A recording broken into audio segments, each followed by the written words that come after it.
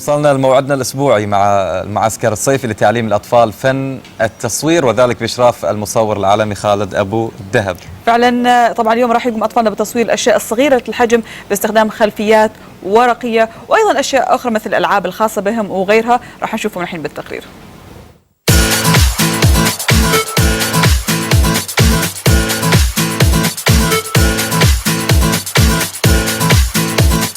كافيه، أطفال، تصوير، رسم، يا ترى إيه العلاقة؟ إحنا النهاردة جبنا لكم كافيه كتير مميز، أوكي؟ بيعلم نوع جميل جدا من أنواع الفن وهو الرسم. إحنا كمان بقى هنعلم النوع الثاني من الفن، هنعلم الأطفال بعد ما يرسموا التصوير.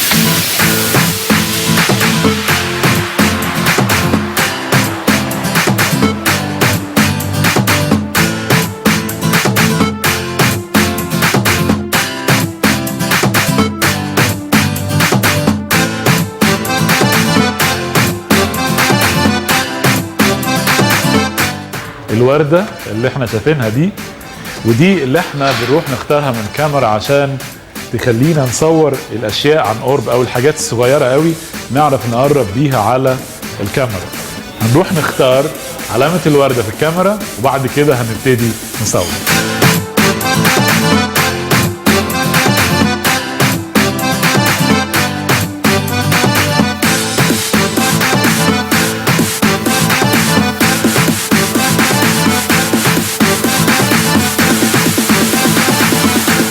ناخد الجزء الثاني النهارده وان احنا هنخش فيري كلوز اب، هناخد بورتري شوتس للعبه بتاعتنا او للتمثال اللي احنا بنصوره.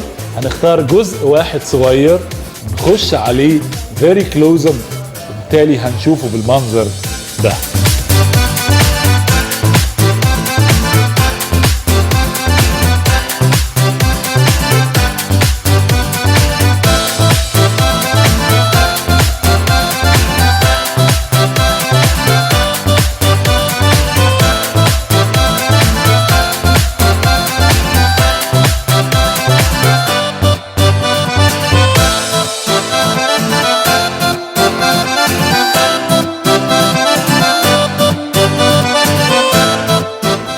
وده كان درسنا النهارده، تعلمنا ازاي ناخد كلوز اب شوتس وعرفنا ازاي بفكره كتير ذكيه نعمل باك جراوند بورقه عاديه بيضه، ممكن الورقه دي كمان تبقى اي لون تاني.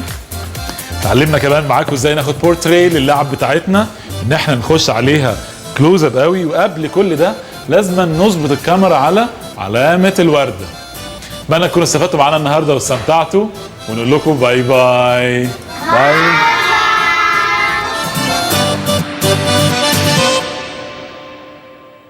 أحليلهم في كل شيء يدخلون لي هذا يصير شيء حلو. أكيد لازم. خالد بعد محلي يعطيه العافية. يا سلام، عشان اسمك يعني ولا أكيد. عشان عالمي؟ كل خالد فنان.